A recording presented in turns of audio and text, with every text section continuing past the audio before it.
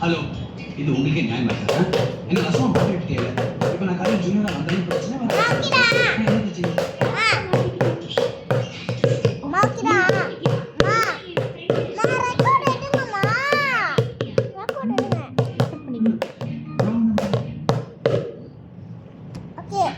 கொஞ்சமாவது அறிவு